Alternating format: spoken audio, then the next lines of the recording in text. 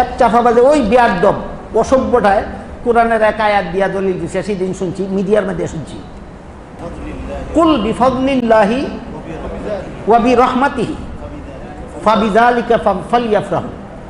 এই আয়াত দিয়া দলিল দিছে এই বেয়াদব অসভ্য ভাষার অধিকারী পবিত্র কোরআনের এই আয়াত দিয়া দলিল দিয়া কইছে, এই আয়াত কোরআনের এই আয়াত হইল ঈদে মিলাদুন নবীর দলিল।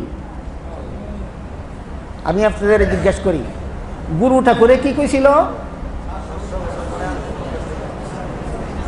ইসলাম ধর্মে ছিল না, মুসলমানদের মধ্যে ছিল না। 700 বছর পরে আমরা খ্রিস্টানদের কাছ থেকে আমদানি করছি। আর অসভ্য বেয়াদবটাই কি কয়? কোরআনের আয়াত দলিল। একটু সময়ের জন্য এই অসভ্য, এই বেয়াদব, ও একটু সময়ের জন্য যদি তোর এই আয়াতটারে আমি ঈদে মিলাদুন নবীর দলিল হিসাবে মান্য নেই, এই দলিলটা মুহাম্মদুর রাসূলুল্লাহ বুঝছিলেন কিনা? কইয়াদা সাহাবায়ে কেরামে এই দলিল বুঝছিলেন কিনা? তুই কইয়াদা সাফাবাজ তাবেঈন এই দলিল বুঝেছিলেন কিনা? তাবেঈন এই দলিল বুঝেছিলেন কিনা? তুই আজকে কোরআনের যে আয়াত দিয়া বলস এটা ঈদে মিলাদুন নবীর দলিল, ইমাম আবু হানিফা এই আয়াত বুঝেছিলেন কিনা? ইমাম শাফি এই আয়াত বুঝেছিলেন কিনা? ইমাম মালিক সেই আয়াত বুঝেছিলেন কিনা? ইমাম আহমদ বিন হাম্বল সেই আয়াত বুঝেছিলেন কিনা? আব্দুল কাদের জিলানী রহমতুল্লাহি আলাইহি এই আয়াত বুঝেছিলেন কিনা? খাজা মুঈনুদ্দিন চিশতি রহমতুল্লাহি আলাইহি এই আয়াত বুঝেছিলেন কিনা? মুজাদ্দিদে আলফে সানি রহমতুল্লাহ আলাইহি এই আয়াত বুঝেছিলেন কিনা? খাজা বাহাউদ্দিন নকশবন্দ রহমতুল্লাহ আলাইহি এই আয়াত বুঝেছিলেন কিনা?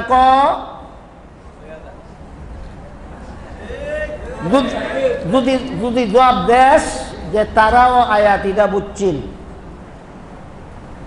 এই আয়াত যে আয়াতের দ্বারা ঈদে মিলাদুন নবী প্রমাণিত, এই আয়াত যদি তারা বুঝছিল, যদি জবাব দেশ, তাইলে এই সমস্ত আকাবিরিনে উম্মতের শীর্ষস্থানীয় আলিমগণ, সাহাবা, তাবিঈন, তাবেঈন, আইম্মায়ে মুজতাহিদিন যে আয়াত বুঝলো, এই আয়াত আমল করলো না কেন?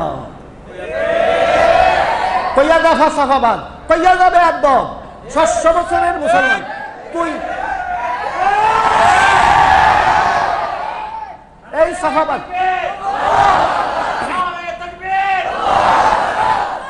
এই সাফাবাদ বেয়াদব, তো আজকে তুই কোরআনের যে আয়াত দিয়া বলছস এটা ঈদে মিলাদুন নবীর দলিল, যদি মুহাম্মদুর রাসূলুল্লাহ আয়াতটা বুঝে থাকেন, যদি সাহাবায়ে কেরাম এই আয়াত বুঝে থাকেন, যদি তাবেঈন এই আয়াত বুঝে থাকেন, যদি তাবেঈন এই আয়াত বুঝে থাকেন, যদি আইম্মায়ে মুজতাহিদিন এই আয়াত বুঝে থাকেন, যদি মাশায়েখে তরিকতগণ এই আয়াত বুঝে থাকেন, কোরআন আয়াত বুঝে শুননা আমল করলো না, তোরা আমল করলে কেতটা বড় বেয়াদব হইলে বলতে পারে ওই সমস্ত মুসলমান কোরআনের আয়াত বুঝছে কিন্তু মানছে না, আমরা বুঝছি এবং মানছি।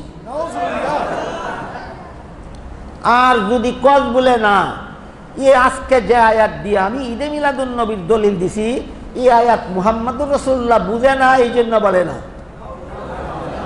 আজকে আমি যে কোরআনের যে আয়াতের দ্বারা ঈদে মিলাদুন নবীর দলিল দিলাম, এই আয়াত সাহাবায়ে কেরাম বুঝে না, এই জন্য ঈদে মিলাদুন নবী সাহাবীরা পালন করে না। আজকে আমি যে আয়াতের দ্বারা ঈদে মিলাদুন নবীর দলিল দিলাম, এই আয়াত 4 মাযহাবের 4 ইমামে বুঝে না, এই জন্য 4 মাযহাবের 4 ইমামে পালন করে না। তাইলে আমি জিজ্ঞেস করি, যেই কোরআন মুহাম্মদুর রাসূলুল্লাহ বুঝে না, যেই কোরআন সাহাবায়ে কেরাম বুঝে না, যেই কোরআন তাবিঈন বুঝে না, তাবেঈন বুঝে না, যেই কোরআন 4 মাযহাবের 4 ইমামে বুঝে না, যেই কোরআন 4 তরিকার শরীফিরে বুঝে না, এই কোরআন তোরা বুঝলে রসুলের কাছ থেকে, রসুলের সাহাবার কাছ থেকে না ইবলিসের কাছ থেকে? তাহলে তোরা কোরআন শিখস আকাবিরিন উম্মতের কাছ থেকে, না কোরআন শিখস ইবলিসের কাছ থেকে? কোরআনের যে আয়াত দিয়ে আজকে ঈদে মিলাদুন নবীর দলিল দেয়, যে ব্যাখ্যা মতো, এই ব্যাখ্যা কোরআনের সহি ব্যাখ্যা না মন গড়া ব্যাখ্যা? ভালো করে স্মরণ রাখ, কান ধরতে শুন। হাদিস শরীফে রাসূল করিম সাল্লাল্লাহু আলাইহি ওয়াসাল্লাম বলেছেন, মান ফাসসারাল কুরআনা বিরাইহি ফালইয়াতাবাওয়া মাকআদাহু মিনান নার। যেই ব্যক্তি কোরআনের মন গড়া ব্যাখ্যা করে সে জাহান্নামী হওয়ার জন্য আর কোনো অপরাধ লাগবে না। কোরআনের মন গড়া ব্যাখ্যা অপরাধটাই জাহান্নামী হওয়ার জন্য যথেষ্ট।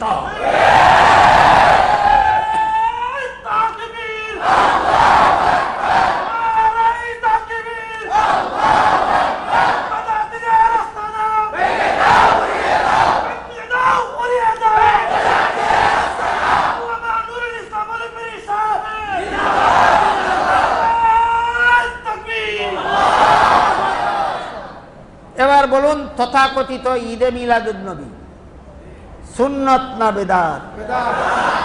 যখন বাইতুল মুকাররমের খতিব সাহেব বলেন এই ঈদ বেদাত, কোনটায় কয় বেদাত না, কোরআনে দলিল আছে। কোনটায় কয় দলিলের সাথে সম্পর্ক না, মহব্বতের সম্পর্ক। ইদারে আমরা সিলেট ভাষায় কয় মিশা কথার হিসাব হানি জোড়া লাগে না। জানি না সিলেট ভাষা বোঝেন কিনা আপনারা। গুরু ঠাকুরে কইছে ইসলাম ধর্মে ছিল না, 700 বছর পরে খ্রিস্টানদের কাছ থেকে আমরা আনছি। গুরু ঠাকুরের বাচ্চার বাচ্চার বাচ্চায় কয় দলিল আছে, মিশা কথার হিসাব হানি জোড়া লাগে না। আরেক বাচ্চায় কয় বাউল সম্রাটে দলিলের সাথে সম্পর্ক না, মহব্বতের সাথে সম্পর্ক। তিনটার তিন কথা, কোনটার কোন কথা কোনটার সাথে জোড়া লাগে না? না মিশা কথার হিসাব হানি একটাও জোড়া লাগে না। মিশা কথার হিসাব হানি একটাও যখন জোড়া লাগে না, তাহলে পরিষ্কার হয়ে গেল তোদের লেখা কিতাবের দ্বারা, তোদের উক্তির দ্বারা, তোদের কথার দ্বারা, তোদের কার্যকলাপের দ্বারা পরিষ্কার হয়ে গেল 12ই রবিউল আউয়াল ঈদে মিলাদুন নবী বিদাত। 12ই রবিউল আউয়ালের ঈদে মিলাদুন নবী বিদাত, 12ই রবিউল আউয়ালের ঈদে মিলাদুন নবী বিদাত। এখন 3 নম্বর হিসাব হানি আর একটা দেখেন। হিসাব হানি বুঝেন? বৃষ্টির হানি না, হিচ্চা হানি দিছে। এটারে সিলেট ভাষায় কয় হিসাব হানি। বলেন তো 2-3 ঘন্টা মুসলধারে বৃষ্টি হইলে ক্ষেতের মধ্যে পানি লাগেনি? আর 2-3 সপ্তাহ খরা দিলে পরে সামান্য পানি, হিচ্চা দিলে পানি থাকে না, শুকাইয়া যায়। ওই ইডারে সিলেট ভাষায় কয় মিশা কথার হিসাব হানি জোড়া লাগে না। গুরুটা করে হইয়া গেছে ইসলাম ধর্মে ছিল না, খ্রিস্টানদের কাছ থেকে আমদানি করছি। গুরুটা করদের বাচ্চার বাচ্চার বাচ্চা কয় দলিল কোরআনও আছে। 2 কথায় জোড়া লাগে না? জোড়া লাগে না, জোড়া লাগে না। টের ভাইয়া আরেক বান্দরে কয় দলিলের সাথে সম্পর্ক না, মহব্বতের সাথে। আবার জোড়া লাগছে না? জোড়া লাগছে না। আরেক বান্দরে কয় বিদাত হইলে কি হয়েছে? বিদাতে হাসানাও তো আছে। ওই বেয়াদব বান্দরটার গুরুটা কোথায় কইছে? বেয়াদব বান্দর একটা আছে না, অসভ্য বেয়াদব। এই বেয়াদবের গুরু ঠাকুর বড় বেয়াদব, বড় বান্দরে কইছে কয় বিদাত হইলে কি হয়েছে? বিদাতে হাসানাও তো আছে। তাহলে হাসানা না সাই আমরা পরে দেখবো, আগে স্বীকার কর বিদাত, আগে স্বীকার কর বিদাত।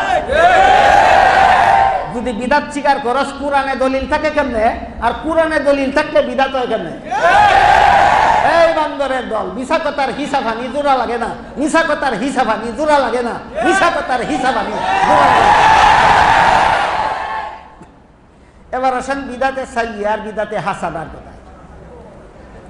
হাদিস শরীফে রাসূল করিম সাল্লাল্লাহু আলাইহি ওয়াসাল্লাম বলেন ইয়াকুম ওয়া মুহদাসাতিল উমুর ফা ইন্না কুল্লা মুহদাসাতিন বিদআতুন ওয়া কুল্লা বিদআতিন দালালাহ ওয়া কুল্লা দালালাতিন ফিন্নার। সওয়াবের যেই কাম দলিল ছাড়া করা হয় তার নাম বিদআত। এই হাদিসের মর্মার্থ, সওয়াবের যেই কাম দলিল ছাড়া করা হয় তার নাম বিদআত। এরপরে রাসূল বলেন কুল্লা বিদআতিন দালালা, সমস্ত বিদআত পথভ্রষ্ট।